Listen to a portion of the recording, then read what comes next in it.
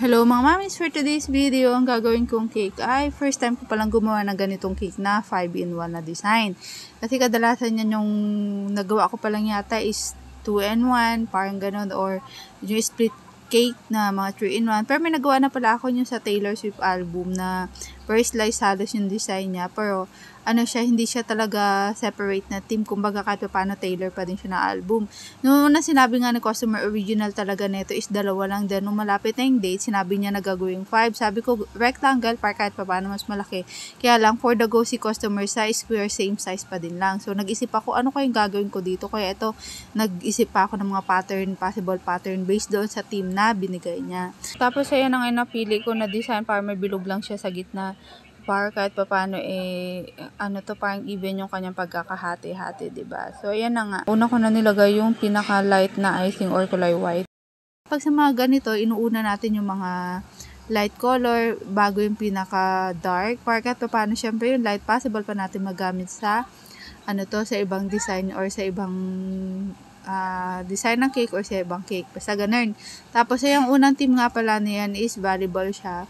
Kaya plain white lang naisip ko na kulay niya, tapos lalagyan ko lang siya na accent na kulay yellow at saka kulay blue. So kahit pa paano yung yellow na yan, magagamit ko pa doon sa next team niya. So ito na nga, ganyan lang, sinimplihan ko lang siya, border lang or design lang siya sa gilid na yellow, then blue, diba? Parang yung kulay ng volleyball, diba kulay blue at saka kulay yellow, kaya sinunod ko na din lang siya. Sabi naman ni customer, ako na yung bahala sa design. Mas mainam din minsan na ganyan, lalo pa pag first time natin gawin, at least mapapag-aralan natin kung ano yung pwedeng babagay na kulay. Unless may binigay si customer na sample, then madali lang yun siya. Pero kapag sa ganyan na nagsabi lang siya ng team, tapos ikaw nang bahala, minsan mahirap din siya. Syempre, on the spot natin ginagawa minsan yung idea. Doon pinag-aaralan, nagsisearch na din tayo ng design.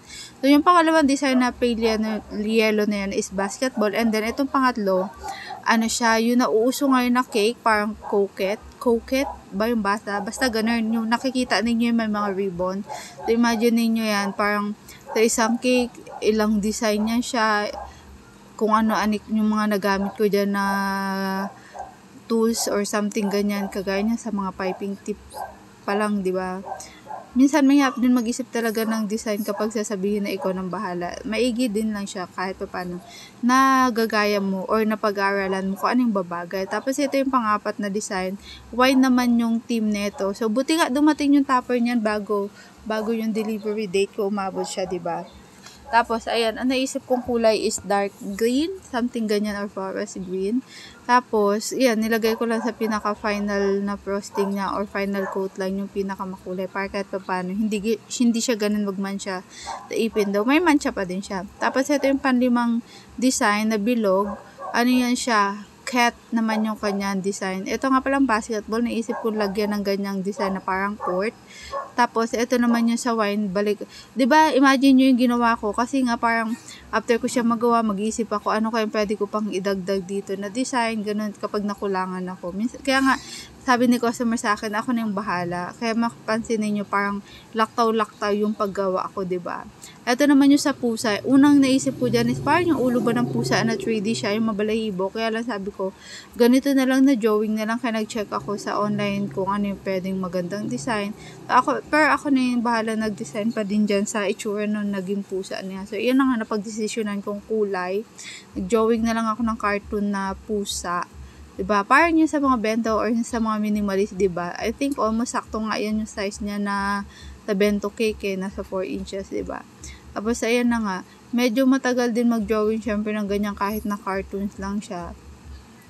Tapos, ayan na nga, nilagyan ko na siya ng kulay na ganyan sa tenga, diba? Ang hirap kaya mag-isip ng ng design na magko-complement siya or magbabagay siya sa lahat ng team. Yung dalawang naunang original na team, nagawa ko na yung yung topper niyan, bali non-edible printed topper yan siya. Nauna ko na siyang ginawa. Tapos ayan, nilalagyan ko nga palang cupcake na design na hawak ko nun ng pusa. And then, ayan na yung outline na. Simple lang itong pang-5 design na to ng cake. Ganyan lang naman siya.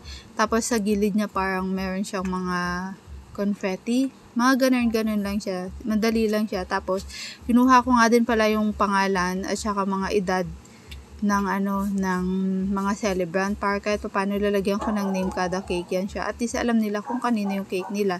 And syempre, para may bagay ko din yung kulay ng ng kanilang cake sa mga team or sa edad nila, 'di ba? Baka mamaya mali ako ng kulay, baka mamaya maging sobrang matanda or pambata hindi akma sa edad nila. So ayan, nilagyan ko na siya ng border. Tapos ito sa volleyball nga pala, sabi ko napaka-plain ng ibabaw niya kaya naisipan ko siya lagyan ng parang drawing na volleyball. Tapos yung mga kulay-kulay niya, ginamitan ko na lang ng piping tip or ng pipe, basta ganon, para lagyan ko siya ng kulay na ganyan ng yellow, blue, at saka white na bola, diba? Tapos, ayun na nga, ganyan lang siya, nilagyan ko na din lang yung isang outline para kahit pa paano ma-highlight. Ito naman yung sa court, tapos nilagyan ko na din siya ng pipe icing lang na parang mga bola-bola na design. Kasi, sabi naman ng customer, ako na yung bala mag-design, diba? So, ayun na nga. Ang haba nga pala ng video na to, kaya kung pwede nyong skip na yung napakahabang procedure niya para makita nyo na yung pinaka-final outcome, 'di ba? Halos maubusan na nga ako ng sasabihin eh. So, ayan na nga, nilagyan ko na ng pangalan, fondant ka pala yung ginamit ko dyan, napaka-hirap ilagay, napakaliit kasi nung mold.